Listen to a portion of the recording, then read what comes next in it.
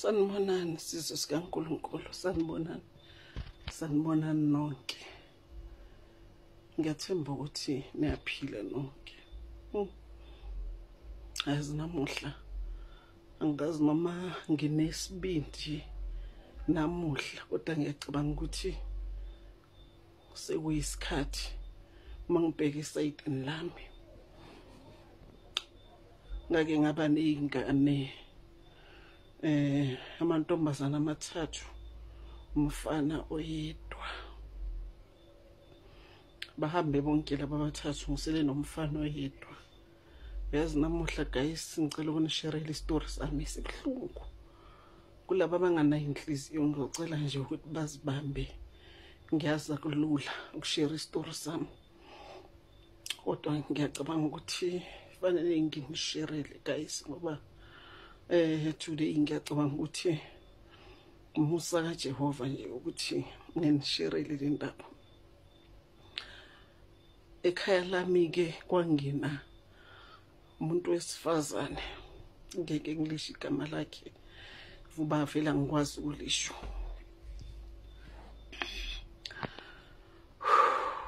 Umuntu wesifazane owangizwisa ubuhlungu ngale ndlela, owathi makabona ukuthi akakwazi ukulwa nami ngendlela engisemandleni ngakhona, washona ey'nganeni zami. Ngifuna ukunitshela abantwana basekhaya, lo muntu wangenza into ebuhlungu engeke ngivuke ngikhohliwe. Kahle kahle ngiyaphila, ngiphila ngenkosi ngoba ngiyabonga ukuthi ngiyakwazi ukukhuleka, ngiyabonga ukuthi ngiyakwazi ukukhuluma noNkulunkulu wami. Kahle kahle umuntu wesifazane onesibindi esiphindaphindiwe, owabulala iy'ngane zami usonto nosonto, zonke ezibulala ngosonto bafowethu. Mhlawumbe kungcono nokuthi wayeyishayisa ngemoto noma wayeyithumela otsotsi beyibulale.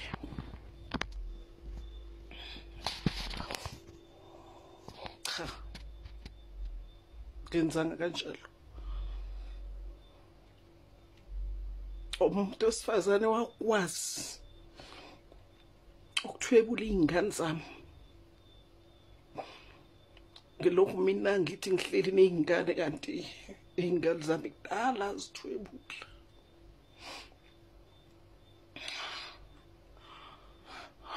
Uma kusuka lapho zizodla uphoyizeni wamagundwane, noma ngaba ukho la endlini kodwa zizowufuna, zizowuthola iy'ngane uphoyizeni wamagundwane. So nomfazi wangenza into ebuhlungu kakhulu engingeke ngivuke emoyeni wami ngikhohliwe. Njalo ngosonto mayeqeda, mayesebona ukuthi eyami ingane angithi uyenzile lento yakhe, ingane maseyishonile uzophosta abhale the way ngumzali oyisihluleki ngakhona ku Facebook, uzophosta ku WhatsApp the way ngumzali ohlupheke ngakhona. Angabhali yena ukuthi hayi umenzi wokubi noma umthakathi mina la engenze konke lokhu. Eseke kubona kwenzekile ekhaya lami, wagiya umuntu wesifazane, wagiya wasinwayibethela, wagiya ngethambo lami. Makunadaba uNkulunkulu yazi ngibeke ukuqala umntwana futhi ngiphume ngiyobheka ukuthi kwenzakaleni, ngithole ukuthi kwenzakaleni, kodwa ngingabi namandla okuvala ukuthi leyo nto ingasabuyi iphinde yenzeke. Angikhathe la, ngizophinda ku story number 2. Noma ngabe ulwa kangakanani nomuntu wesifazane, ungalenzi iphutha lokukhipha imphefumulo enganaqala. Anginayingane namuhla, kwakuyikho vele lokho usisa ekufuna ujabulile, kodwa-ke ngizibuza umbuzo ukuthi yena ingabe uyophelelaphi yena? Uyophelelaphi yena ngempela? Angithi nje ngifuna ukwazi ukubuya ukuthi yini, njengoba abulala ingane zami uphila kamnandi yena, unayo yonke into, amsho la khona uhlala eflatini ugibela yonke inhlobo yemoto afuna ukuyigibela. Kodwa nje kulaba abamaziyo, ngoba ngeke kube lula ukuthi ngikhuluma igama lakhe, ngifuna bamtshele ukuthi uyabona-ke manje uNkulunkulu uqalile uyaphendula. Ngifuna ukuthi bamtshele ukuthi lokho akwenza kimi, uyabona mina awami amanxeba manje ngiwathobile apholile. Lokho akwenza ebulala ingane zami, ebulalise kwezinja, ebulalise kwamagundwane, kulungile akunandaba. Ngeze emhlabeni ngingaphethe lutho, futhi ngiyohamba emhlabeni ngingaphethe lutho. Kodwa-ke ngifisa ukuthi uNkulunkulu angibeke angigcinele yena, ngoba yena ngifuna ukumbona ukuthi uyophelelaphi yena ngempela. Ake sikhuzaneni bomama, noma ngabulwa nami kangakanani ungalenzi iphutha lokubulala ingane zami. Kulungile la khona unokuthula, ujabulile, kunothando, yena unazo ezakhe ingane. Ngiyambongisa phela, ngiyambongisa, kodwa engingakusho nje ukuthi okwasemhlabeni kuyosala emhlabeni, sohamba singaphethe lutho. Naye konke nakho uyokushiya la emhlabeni, siyohlangana ngaphesheya. Ila ngiyombuza khona ukuthi wayeyibulalelani ingane zami ngesihlungu esingaka. Ngizophinde ngiqhubeke bafowethu nale story ebusubuhlungu kangaka. Ngizophinde futhi ngiphinde ngiqhubeke. Ngiyabonga ithuba, ngiyabonga nesibindi engibe naso namuhla ngicoce ngale ndaba. Abona ubuhlungu engabuzwa kule minyaka endlulile, ngibufisile umuntu.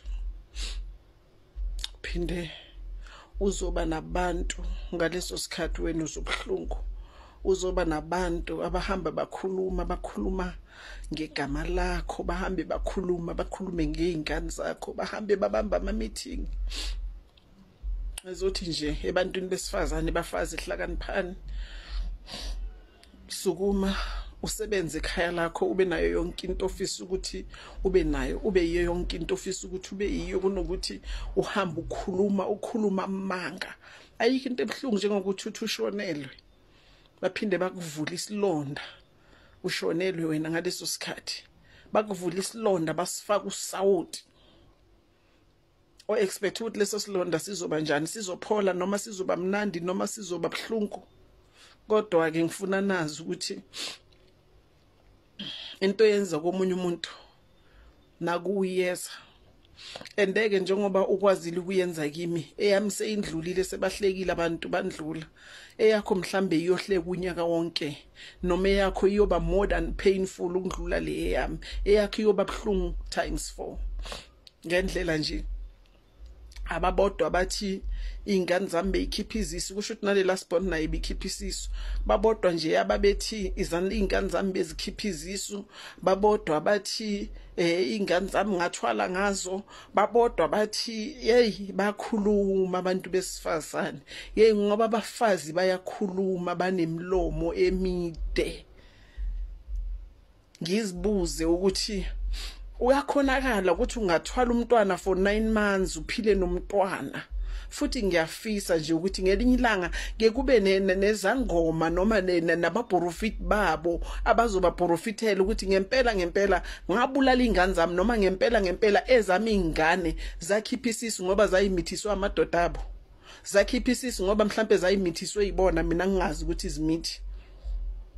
Hey, ngoba bomama niyakhuluma, hey niyakhuluma bomama nimbheki umuntu ukuthi ukusiphi isimo nivele nje nikhuluma into eniyithandayo kodwa kusana ndaba mina ngifuna ukukusho nje ukuthi la emhlabeni sonke sivakashile sisandlula sisaya phambili kuNkulunkulu wethu la umuntu nomuntu ayoma khona kuNkulunkulu wakhe ngamunye la yokhuluma abuzwa khona evulelwa ezakhe izono iBhayibheli elikhulu elinga ukuthi lokhu wawukwenzelani hey bomama niyakhuluma yazi kahle nje ngokuya ngami ngaba ngisesebona abangani babo mama ngobangani babo baba kodwa ke nabo baba nawo lamalanga sebakhulumela futhi niyakhuluma bomama ningaboni nokuthi umuntu uhlele ematrasini umuntu ulimele kangakanani mina ngiyabonga nje ukuthi uNkulunkulu wami ngiyakwazi ukukhuluma naye ngiyakwazi ukuxhumana noNkulunkulu wami ngabe ngiyini nje ngempela ngoba zange ngithola abantu abaright nala ku background engihlala kuyo abazothi bangabantu ngempela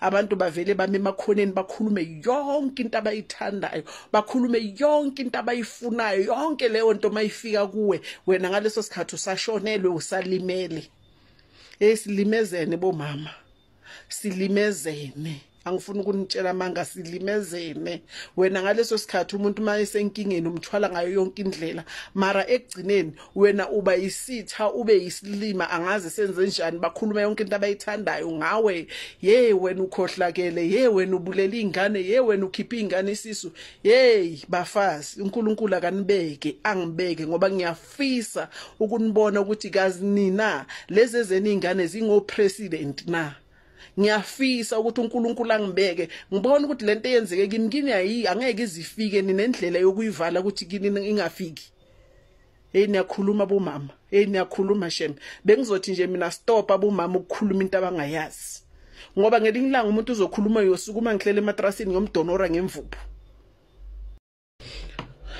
kahle ngingasho ukuthi impilo yamazange iphinde ifane after abantwana bami bonke bobathathu bahambile futhi nangendlela abahambe ngayo so ngibuke nje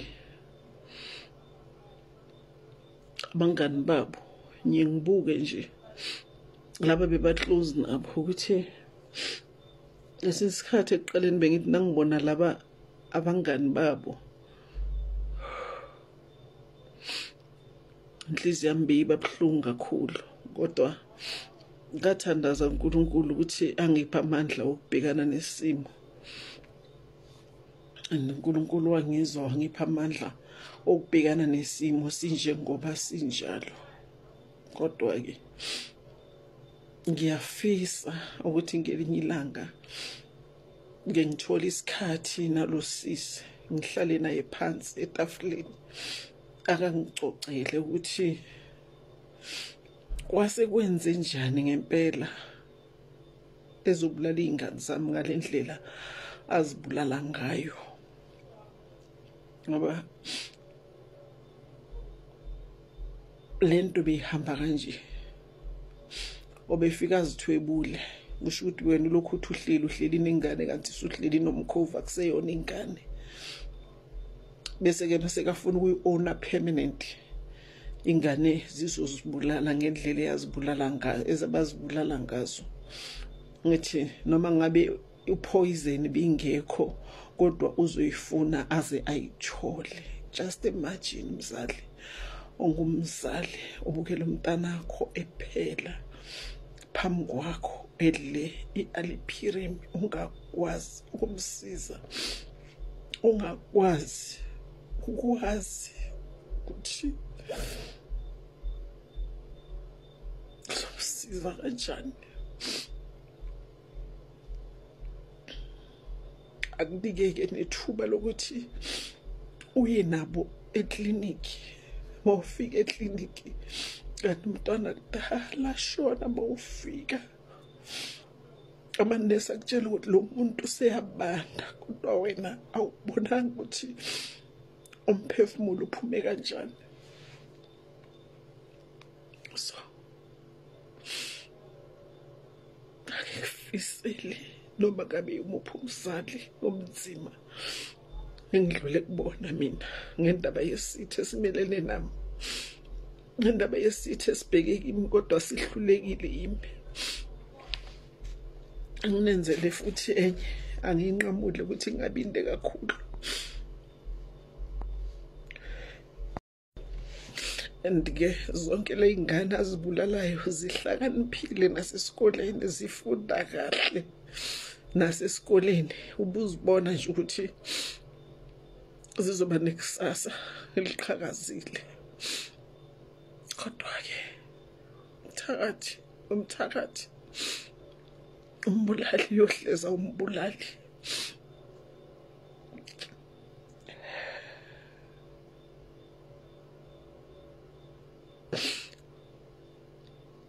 Amanxeba apholile, kodwa kulula nje ukuthi bona bazomane bashabalale nje kanjalo, ukhohlwa ukuthi babeke baphila, babeke babakhona. Kodwa ngiyamathemba umhlengi wami uyaphila.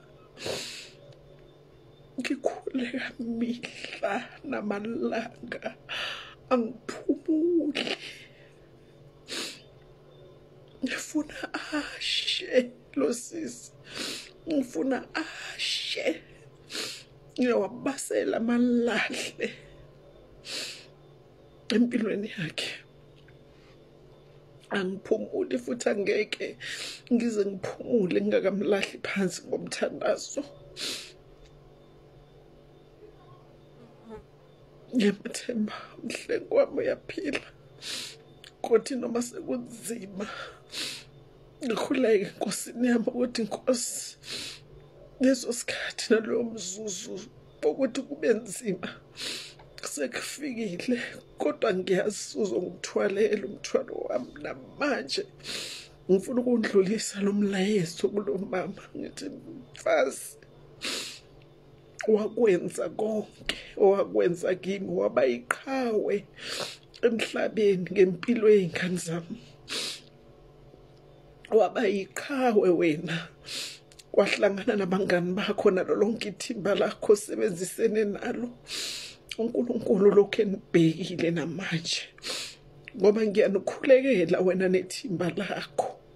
Kangilali, ngifuna azi ukuthi kangisoze ngalala, kangisoze ngisempini ngale ndlela. Ngomkhuleko ngifuna nje ukumkhombisa ukuthi yonke imithi nayo yonke into la kulomhlaba yadalwa uNkulunkulu, futhi uma engafuni uNkulunkulu ukuthi isebenze leyo mithi angeke izisebenze. Ngifuna ukumkhombisa nje ukuthi yena nezinyanga zakho okhokho vula bakhe abalutho ngaphandle kwaNkulunkulu, ngaphansi komthunzi welanga. Ngifuna nje ukumkhombisa ukuthi uGoliath wanqotshwa intuthwane, naye uyonqotshwa intuthwane engacabangile.